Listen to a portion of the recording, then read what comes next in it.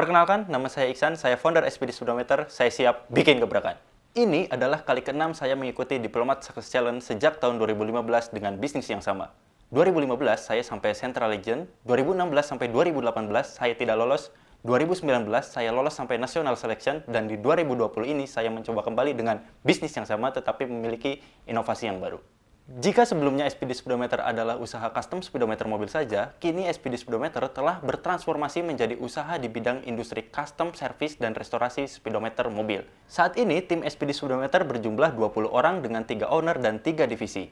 Untuk owner sendiri, ada saya Iksan sebagai founder, ada Fitrio sebagai co-founder, dan ada Yudhistira sebagai general manager.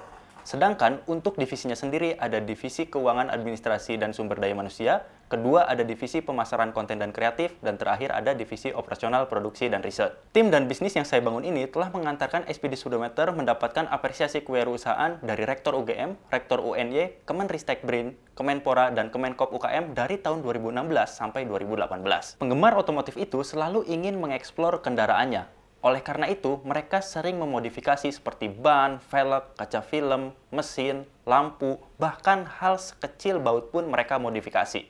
Hal ini biasanya bertujuan agar kendaraan miliknya itu berbeda dengan milik orang lain. Selain itu, masalah lain pun datang karena sulitnya menemukan tempat servis speedometer yang rusak.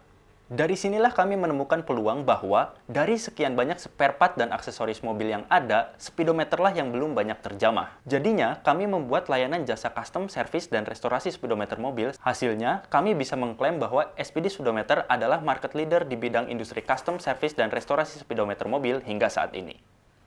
Pertama, ada layanan custom speedometer, di mana pelanggan dapat membuat speedometer mobil dengan desain dan fitur sesuai dengan keinginannya. Kedua, ada layanan servis speedometer, di mana pelanggan dapat memperbaiki speedometer mobilnya yang rusak agar fiturnya kembali normal seperti semula.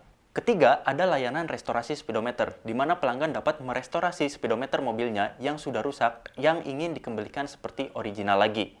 Untuk saat ini, pendapatan utama SPD Speedometer berasal dari penjualan jasa custom, jasa servis, dan jasa restorasi speedometer mobil.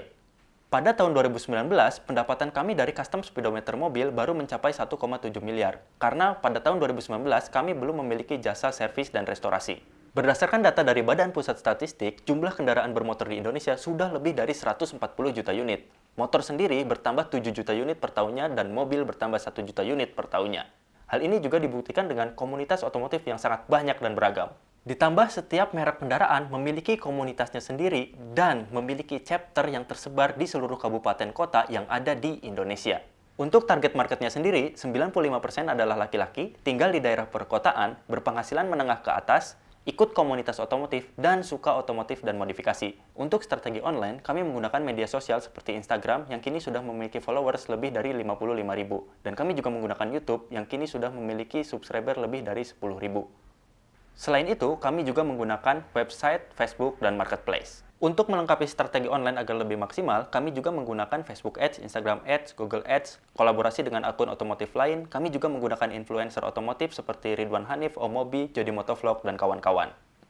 Untuk strategi offline, kami bekerja sama dengan bengkel aksesoris, komunitas otomotif, mengikuti pameran-pameran yang besar yang ada di Indonesia seperti IMS, Parjo, dan kawan-kawan. Dari strategi marketing yang kami lakukan, kini produk kami telah tersebar di seluruh Indonesia dan ke luar negeri seperti Malaysia, Filipina, Thailand, Tanzania, Arab Saudi, dan sebagainya. Bahkan kini kami telah memiliki bengkel rekanan di Malaysia. Selain itu, ajakan kerjasama pun datang dari pemodal-pemodal besar untuk pembukaan cabang di Jakarta, Surabaya, dan Bandung.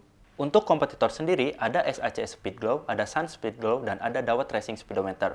Namun, dari semua kompetitor yang ada, secara layanan, sebaran produk, database, jumlah pelanggan, dan awareness, kami masih unggul.